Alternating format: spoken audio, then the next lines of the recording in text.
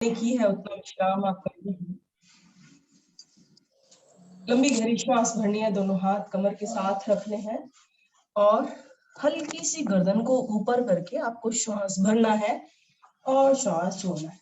जब हम गर्दन हल्की सी ऊपर करते हैं तो हमारी श्वास नली फैल जाती है और अच्छे से श्वास भरते हैं और छोड़ते हैं। तो हल्की सी, ज्यादा नहीं, थोड़ी सी अच्छे से। और आपको सर्वाइकल वाला रीजन भी प्रभाव में आता है। तो दिन में 2-4 बार आप इस तरह से गर्दन ऊपर करके श्वास भर लिया कीजिए और छोड़ दिया कीजिए। क्योंकि गर्दन भी सारा दिन आगे की ओर प्रभावित रहती है, तो जब आप गर्दन पीछे की तरफ करते हैं तो आपको आराम मिलता है, रिलैक्स हो जाते हैं आप। तो चलिए, विश्राम की अवधि समाप्त हुई और अब हम चलते हैं आगे आसनों की ओर। आसनों में आज हम सबसे पहले लेंगे अर्ध मत्स्येंद्र आसन। कल शाम की क्लास में प्रियंका कक्कड़ जी ने कराया बहुत अच्छा आसन और पूरा ट्विस्ट हमारी बॉडी को मिलता है अर्ध मत्स्येंद्र आसन में। तो कैसे करना है अर्ध मत्स्येंद्र आसन? दोनों टांगों को सीधा बनाएंगे, दोनों टांगों को सीधा कर लिया आपने। अब आपको बाई टांग को दाई टांग के नीचे से निकालकर यहाँ पर बस जितना मुड़कर आपकी स्थापित हो जाए नितंब के पास उस तरह से रखनी है और फिर दाई टांग को इस तरह से मोड़ना है और मोड़कर बाएं घुटने के बाहर की तरफ रखना है। पूरी स्थिति में आपको दिखाती हूँ, इस तरह से बन जाती है लगभग। ठीक है, सभी की बन गई, बहुत बढ़िया। अब आपको क्या करना है, जो घुटना आपका खड़ा है उसे तो रखना है कमर के पीछे जैसे कि हम वक्रासन में करते हैं, और जो घुटना आपका लेटा है यानी बाएं हाथ को ले जाएंगे हम श्वास भरते हुए ऊपर, 5 उंगलियां मिलाकर रखें। जिनका भी अंगूठा अलग है वो मुझे दिखाई दे रहा है, मिलाकर रखें, कान के साथ भुजा को सटाकर रखें। और अब श्वास छोड़ते हुए घुटने के भीतर की तरफ से आपको अपनी भुजा को लपेटना है और गर्दन को ले जाना है अपने दाएं कंधे पर। बहुत अच्छा ट्विस्ट इस समय आपके रीढ़ पर आ रहा है अर्ध मत्स्येंद्र आसन में। कोहनी से घुटने पर पूरा दबाव बन रहा है, कदम को जितना अधिक ले जा सकते हैं लेकर जाए। बहुत बढ़िया, सुंदर स्थिति। अब कुछ क्षण रुकना है और जो प्रभाव आ रहा है उसे अपने शरीर में आने देना है।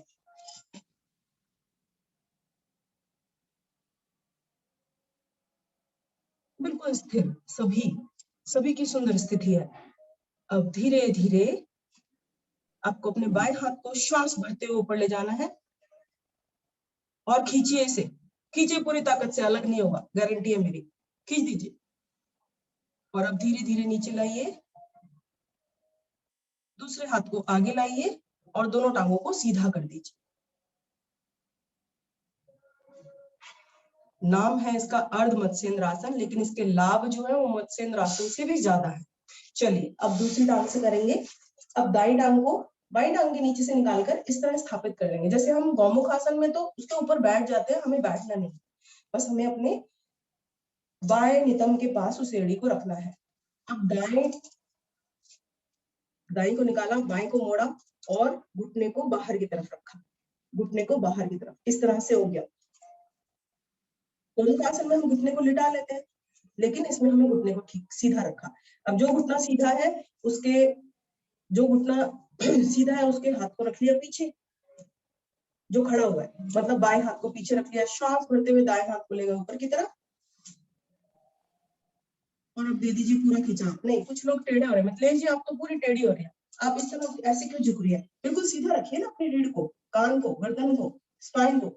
यस, अब श्वास छोड़ते हुए लाइए, बाहर की तरफ से घुटने पर लपेट दीजिए और गर्दन को ले जाइए अपने बाएं कंधे पर। तो कंधे पर भी पूरी ऊर्जा के साथ कीजिए, पूरा खींच के ले जाइए ना, गर्दन का भी कुछ नहीं बिगड़ेगा। जितना पीछे की तरफ ले जा सकते हैं उतना लेके जाइए, तभी तो पूरा प्रभाव आएगा। बातें नहीं करनी आपस में, जो दो लोग करते हैं वो बातें करते रहते हैं, प्रभाव चला जाता है। बातें नहीं करेंगे, गर्दन को मोड़ेंगे बाईं तरफ और अब अपने मन मन में गिनती गाएंगे। बहुत सुंदर, बहुत ही बढ़िया। 5, 6, 7, 8, 9 और ये 10। बहुत अच्छा, आपने होल्ड किया। अब लाएंगे हाथ को ऊपर, जो घुटने पे लपेट रखा है उस हाथ को ऊपर लाएंगे और खींचेंगे। खींचिए जरा अच्छे से, खींचिए अपने हाथ को। और आप धीरे धीरे आगे की ओर दोनों टांगों को सीधा कर देंगे और दोनों हाथ दाईं ओर अपने जमाते हुए वज्रासन में आ जाए।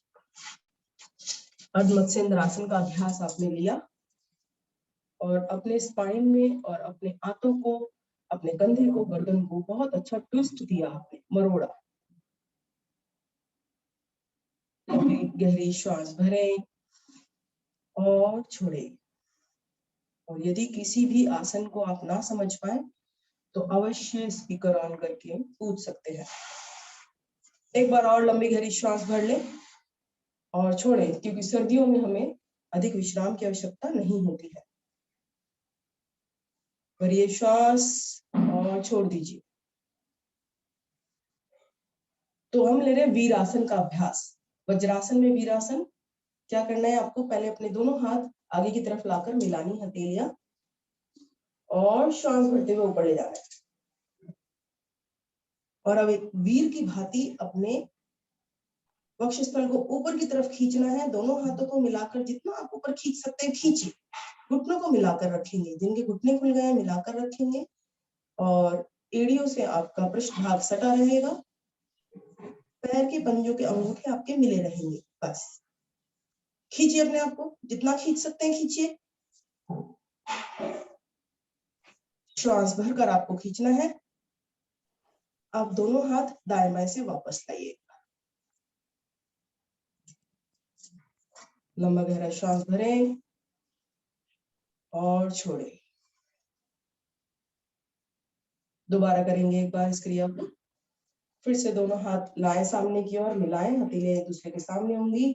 श्वास भरते हुए ऊपर ले जाएं, दोनों बाजू कान से सट जाएं, कोहनियां बिल्कुल सीधी हो आपकी और खींचे अपने शरीर को। आपको ऐसा महसूस हो कि आपके नितंब भी उठ रहे हैं। खींचे अपने आप को ऊपर, खींच दीजिए, अधिक से अधिक खींच दीजिए। बहुत सुंदर खिंचा। और मन में भाव लाइए कि आप अपनी ईश्वर की आराधना कर रहे हैं इस समय, अपने पूरे सामर्थ्य के साथ।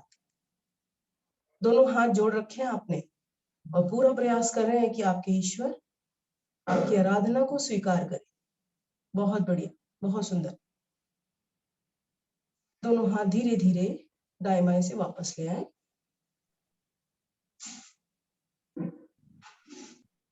क्या बात है, हमारे सारे साधक बहुत अभ्यस्त हो गए हैं और बिल्कुल धीरे धीरे लाए, कोई भी जल्दी नहीं लाया। चलिए, वीरासन बहुत ही इजी है। इसी तरह से पूरा हो गया। अब आपको क्या करना है, अपने दोनों हाथ पीछे की तरफ रखना है इस तरह से और गर्दन और कंधों को अधिक से पीछे की तरफ ले जाना है, लेकिन संतुलन बना के रखना है, किसी को भी गिरना नहीं है। इस तरह से बैठे, दोनों हाथ अपने पंजों के साइड में रखे और अपनी गर्दन, कमर, कंधे पीछे की तरफ कर दिए। और अब लीजिए श्वास और छोड़िए। देखिए, आप ले सकते हैं, छोड़ सकते हैं क्या?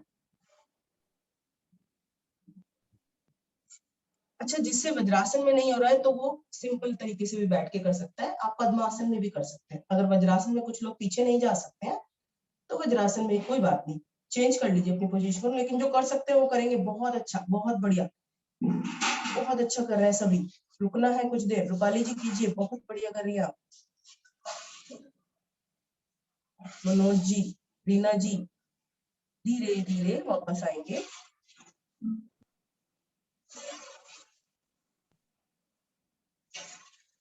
और दोनों हाथों को आगे की तरफ सरकाते हुए पेट की बल आ जाएंगे।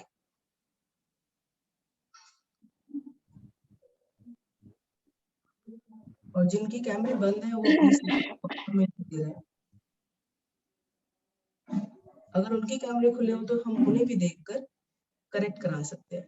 हाँ बिल्कुल, मुस्कुराने की बात है, मुस्कुराते रहिए, योग करिए और मुस्कुराइए तो आपको अधिक लाभ होगा। शिथिल आसन में हम विश्राम कर रहे हैं। दाईं ओर से दायां हाथ सीधा है, दायां पैर सीधा है, बायां हाथ मुड़ा हुआ है और बाईं टांग मुड़ी हुई है।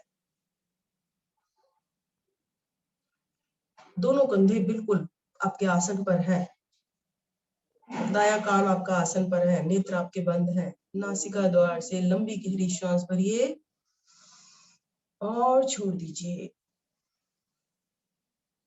बहुत बढ़िया। फिर से एक बार लंबी गहरी श्वास भरिए और छोड़ दीजिए।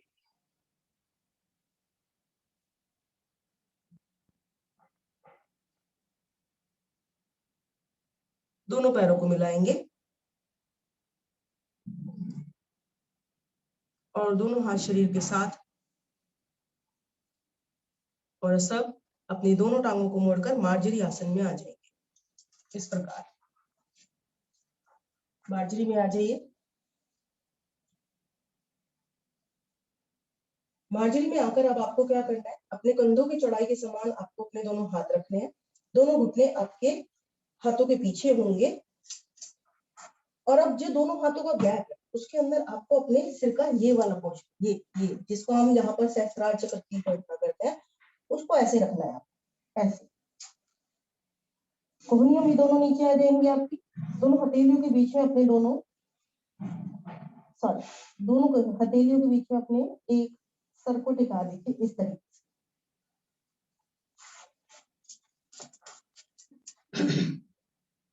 कौन सा पार्ट रखना है, जहां पर हम सहस्त्रार चक्र की गणना करते हैं, जहां पर जब छोटा बच्चा होता है तो कपाल होता है उसका, जो सॉफ्ट वाला एरिया होता है वहां पर।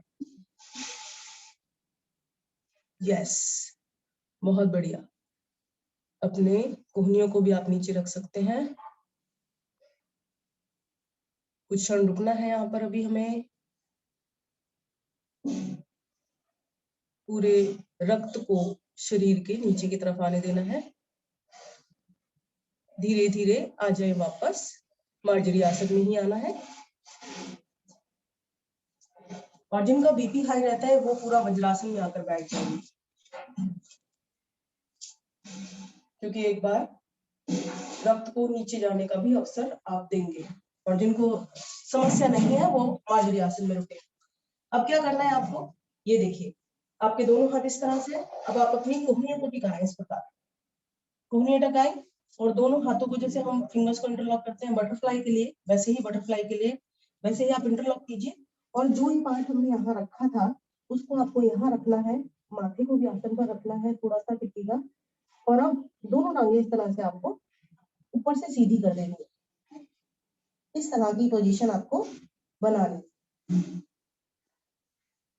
आप चाहें तो अपनी एड़ियां उठा सकते हैं, ना चाहें तो आप अपने पूरे पैर नीचे रख सकते हैं, जिस तरह हम पर्वतासन में रखते हैं। मेरी तो एड़ियां नहीं लगती हैं नीचे, तो मैं पंजों को उठाकर इस तरह प्रयास करती हूँ कि मेरी रीढ़ अधिक से अधिक सीधी हो जाए और पूरा रक्त मेरा सिर की ओर चला जाए। आशा करती हूँ सभी को समझ आ गया होगा और सभी अपने सामर्थ्य के अनुसार करेंगे। जिनकी टांगे बिल्कुल सीधी हो जाती है तो समझिए पूरे रक्त का संचार, जो लोग शीर्षासन नहीं कर सकते हैं उनके लिए सुंदर अभ्यास है, क्योंकि शीर्षासन के लिए आपको नियमित अभ्यास की आवश्यकता है। करिए करिए मिथिलेश जी, करिए, कुछ नहीं होगा। और जिनको थोड़ा बीपी हाई रहता है वो अपनी सुविधा के अनुसार करेंगे। बहुत बढ़िया, लक्ष्मी पांडे जी बहुत बढ़िया कर रही हैं, बहुत बढ़िया। बबीता जी का सुंदर प्रयास, रीना जैन जी का सुंदर, मुनिंदर लाल जी का बहुत बढ़िया, पूनम सिसोदिया जी भी मुझे करते हुए दिखाई दे रहे हैं। चलिए धीरे धीरे, गीता जैन जी, सुशील गुप्ता जी बहुत बढ़िया, सभी बहुत बढ़िया कर रहे हैं। धीरे धीरे वापस आएंगे। पहले घुटने नीचे रखेंगे, दोनों हाथों को सीधा करेंगे और एक बार वज्रासन में बैठेंगे अभी पहले सब, क्योंकि हमने जितना भी ब्लड का फ्लो अपने शरीर में नीचे की तरफ किया है उसे दोबारा से वापस जाने देंगे। एक बार लंबी गहरी श्वास ले लीजिए और छोड़िए। और अब आ जाए आसन पर। शिथिलासन बाईं ओर से लेंगे। क्यों जरूरी है हमारे शरीर के लिए शीर्षासन, या फिर क्यों जरूरी है सर के बल के आसन? क्योंकि हमारे मस्तिष्क में जो न्यूरॉन्स होते हैं, जो मस्तिष्क की कोशिकाएं होती हैं, पूरे शरीर की कोशिकाएं तो बनती और बिगड़ती रहती हैं। एक बार बिगड़ गई फिर से बन जाएंगी। क्योंकि वो गुना होती हैं, मतलब 2 2 की 4 4 की 8 8 की 16। लेकिन मस्तिष्क की कोशिकाएं जो एक बार मर जाती हैं वो दोबारा से नहीं बनती हैं। इसीलिए यदि कोई विकार आपके मस्तिष्क में याददाश्त संबंधी विकार होता है तो जल्दी से ठीक नहीं होता है। तो इनको आपको मरने नहीं देना है। दैट मीन्स कि उनको स्वस्थ रखना है, मस्तिष्क की कोशिकाओं को आपको स्वस्थ रखना है। तो लंबी गहरी सांस भरिए और मुस्कुराते हुए अपनी दोनों टांगों को सीधा कर दीजिए, दोनों हाथों को सीधा कर दीजिए और सर्पासन का अभ्यास लेंगे। सर्पासन के लिए दोनों हाथों को मिलाएं पीछे की तरफ, फिंगर्स को इंटरलॉक करें और संकल्पित हो जाए कि मैं बहुत अच्छे से आज सर्पासन करने या करने वाली हूँ। ठीक है, अब धड़ वाले भाग को उठाएं और पीछे से अपने दोनों मिले हुए पैरों को उठाएं। और अभी दौलन नहीं करना है किसी को, ना ना ना, जल्दी नहीं, पहले उठाएं, जितना उठा सकते हैं उठाए रीना जी। आगे से भी उठ जाए, पीछे से भी उठ जाए। बिल्कुल नाभि के स्पंदन का अनुभव होना चाहिए, आपको पता लगना चाहिए मेरी नाभि धड़क रही है बिल्कुल सही जगह पे एकदम। बहुत बढ़िया। अब धीरे धीरे नीचे आए, अपने शरीर को पूरे को नीचे लाएं, पीछे से भी आगे से भी। अब श्वास भरे या श्वास भरते हुए ऊपर उठ जाए और अब कीजिए दौलन, दाएं से बाएं, बाएं से दाएं। और अब जो तनाव आपके चेहरे पर आ रहा है ना, इसको मुस्कुराहट तनाव के जवाब तो बहुत सुंदर लगता है। ये क्या बात है वीना गुप्ता जी, बहुत सुंदर मुस्कुराहट लग रही है आपकी। विपरीत परिस्थितियों में जिसने मुस्कुराना सीख लिया उसके लिए किसी भी चीज से लड़ना या उससे जूझना मुश्किल नहीं है। कुलजीत कौर जी कीजिए कीजिए कीजिए। अच्छा, जब आपका श्वास खाली हो जाए तो दाईं या बाईं और रुकिए और फिर से श्वास भरकर कीजिए, क्योंकि श्वास भरे हुए श्वास में आपको इसका अधिक लाभ होगा, है ना। टांगों को बिल्कुल सीधा रखना है, बेईमानी बिल्कुल नहीं करनी है। अपने आप से बेईमानी कौन करता है भाई। टांगों को बिल्कुल सीधा रखिए, पीछे से घुटनों से मुड़ी हुई टांगे दिख रही है मुझे किसी किसी की।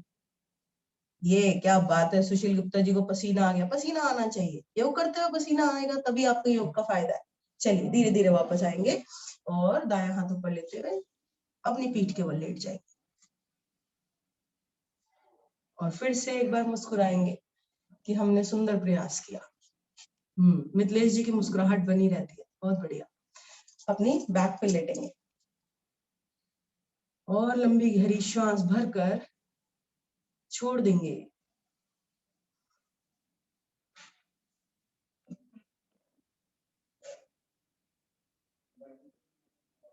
एक बार फिर से लंबी गहरी श्वास भरिए और छोड़ दीजिए। आज सोनिया जैन जी का कैमरा कैसे बंद है भाई। चलिए प्राणायाम में खोल लीजिएगा, कोई बात नहीं। एक बार फिर से लंबी गहरी श्वास भरिए क्योंकि हम सर्वांग आसन करेंगे।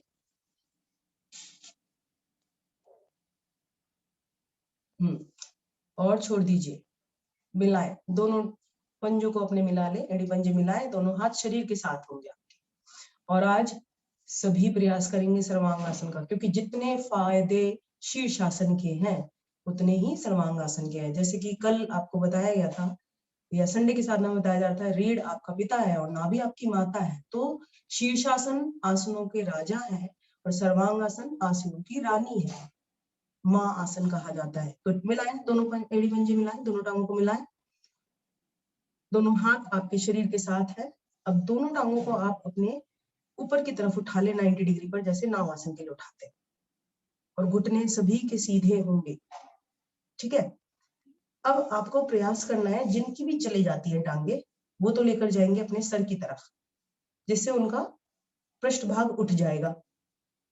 पृष्ठभाग को अधिक से अधिक उठाकर अपने कमर पर दोनों हाथ स्थापित कर लेंगे।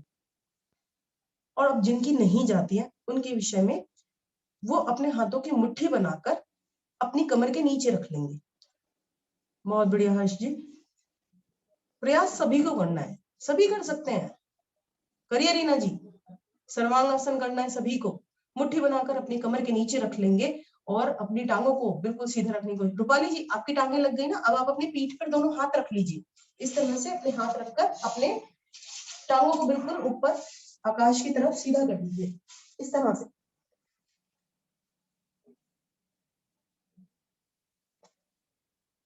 भौनियों का स्टैंड बनाकर अब रुकना है, आपको रुकना है और इस प्रयास को बढ़ाना है।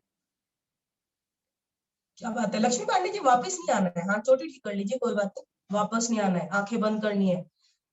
बहुत बढ़िया। सर्वांगासन सर का भी फेवरेट है। नहीं लक्ष्मी जी, स्टंट बिल्कुल नहीं दिखाना है।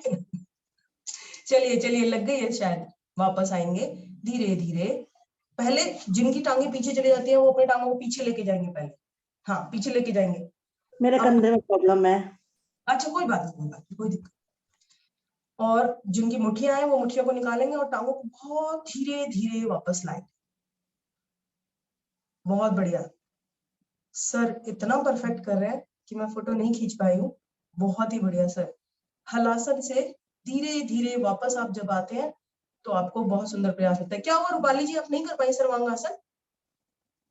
कर लिया है ना आपने? ठीक, क्योंकि आपके पैर तो पूरे पीछे लग गए थे। अब थोड़ा सा विश्राम करेंगे, लंबा गहरा श्वास भरेंगे और छोड़ेंगे।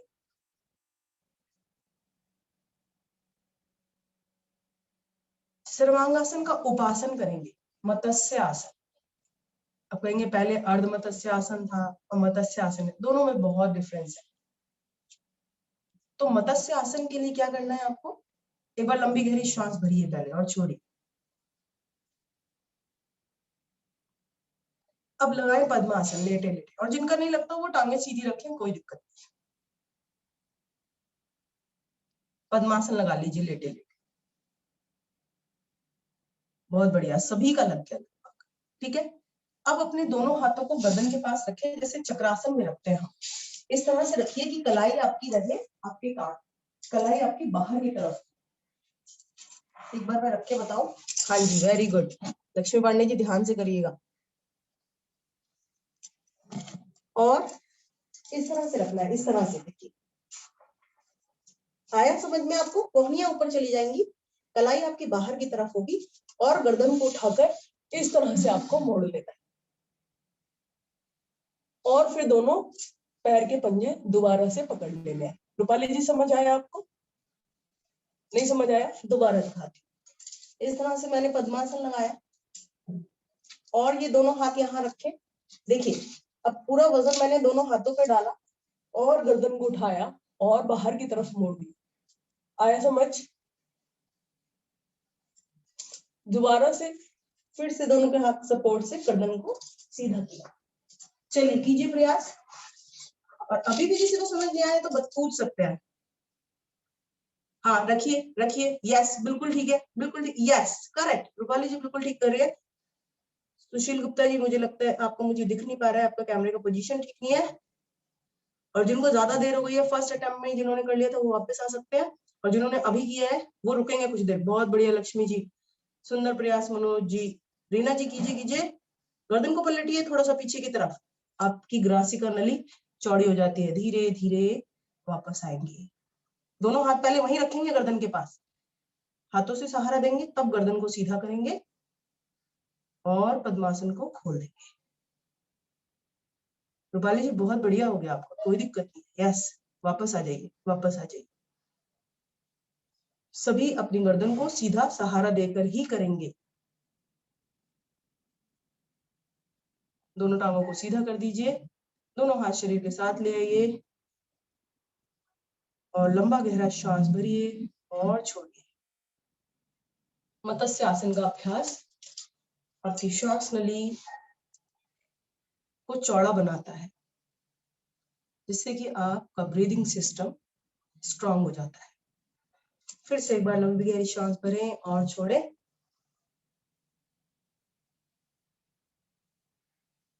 शवासन, शरीर को बिल्कुल ढीला छोड़ दीजिए और अब आप एक बार दोहरा जाइए कि आपने आसनों में कौन कौन सी क्रियाएं की, सूक्ष्म अभ्यास में कौन कौन सी क्रियाएं की। अब पता है कि जब आप इस तरह का मनन करते हैं तब आपकी याददाश्त भी तेज हो रही होती है। बहुत ही सौभाग्यशाली है आप जब 4.6 डिग्री टेम्परेचर में आप योग कर रहे हैं। जब व्यक्ति अपने स्वास्थ्य के प्रति इतना जागरूक हो जाए कि ना उसे सर्दी का ध्यान हो, ना उसे गर्मी का डर हो, तो वास्तव में वह योग से जुड़ गया है। तो प्रत्येक व्यक्ति अपने आप अपनी प्रशंसा करे मन ही मन कि प्रातःकाल योग के लिए उठकर मैंने अपने लिए एक बहुत अच्छा कार्य किया है और अब मैं आज इससे भी एक अच्छे कार्य के लिए प्रयास करूंगा कि एक या दो व्यक्तियों को मैं आज जरूर अपने योग से जोड़ने के लिए या अपनी ऑनलाइन क्लास से जोड़ने के लिए प्रयास करूंगा। और एक सुंदर प्रयास ये भी हो सकता है कि आप आज पूरा दिन अपने स्टेटस पर योग से जुड़ा कोई भी विचार या फिर जो हमारी ऑनलाइन क्लास का मैसेज है वह लगाएं, जिससे जो भी लोग योग के बारे में जानना चाहते हैं वे जान जाएं और हमारे योग क्लास के साथ जुड़ जाएं।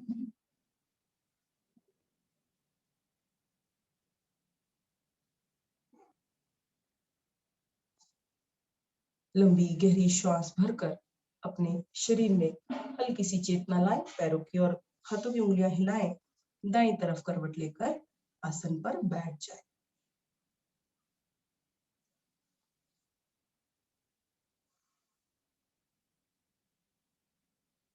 अपने आप को व्यवस्थित करें।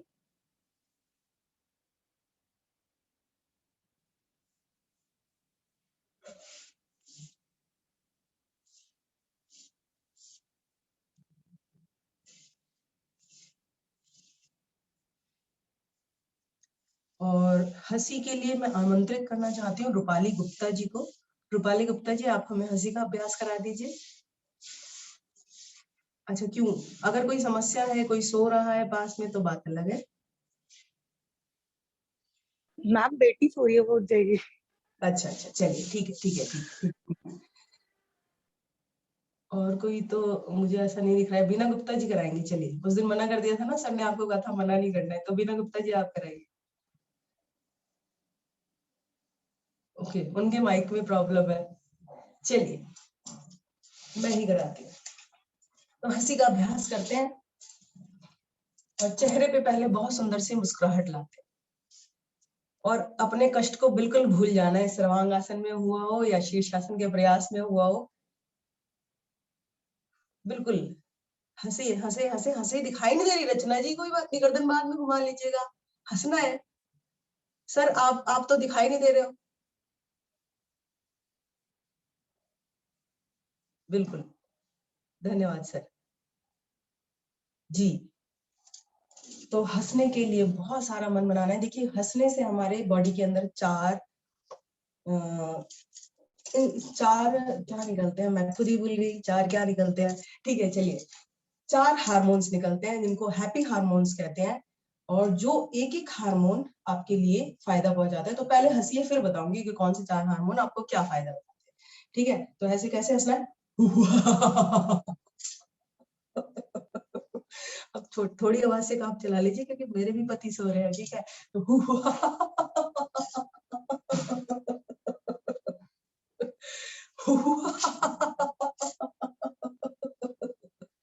देखिए, वैसे तो कोई नहीं उठेगा, इतनी देर से मैं चिल्ला रही थी, लेकिन मेरी हंसी की आवाज से, मेरी खुशी से वो उठ के बाहर आ जाएगी। ठीक है, और मुझे अभी लीव करना पड़ेगा, तो आप जोर जोर से अपने आप हंसिए।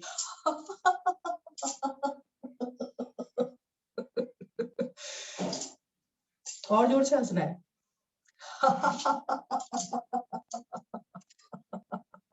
और जोर से हंसना है। पूरा खुश होना है आपको। बहुत बढ़िया। धीरे धीरे आएंगे वापस।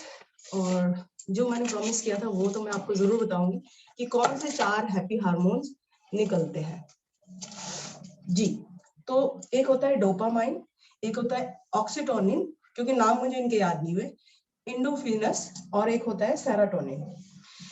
डोपामाइन जो है जब हम कोई टास्क पूरा कर लेते हैं तब रिलीज होता है, और ऑक्सीटोसिन जब हम मित्र से मिलते हैं, परिवार से मिलते हैं, समाज से मिलते हैं, तब निकलता है। देखिए सर की स्माइल बढ़ गई। सो हार्ट से, कोरोना से इस हार्मोन का विकास होता है। उसके बाद एंडोर्फिनस एक्सरसाइज से होता है, योग से बढ़ता है, ठीक है। और सेरोटोनिन से हमारा आत्मविश्वास बढ़ता है, जो कि अगर आप सूर्य को जल दे तो भी हमारा आत्मविश्वास बढ़ता है, ठीक है। तो ये 4 तरह के हैप्पी हार्मोन्स है जो आपको हंसने से मिलते हैं। तो एक बार फिर से जोरदार हंसी इन चारों हार्मोन्स का विकास करने के लिए कीजिए, जोर से हंसिए।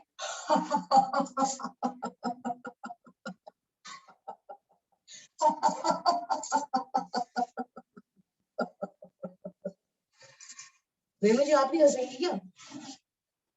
रेणु जी आप हंसेंगी? बहुत बढ़िया, धन्यवाद, बहुत बहुत धन्यवाद। आगे प्राणायाम की साधना के लिए 3 मिनट लेट है हम, और गुप्ता जी को आमंत्रित करती हूँ। हरिओम गुप्ता जी।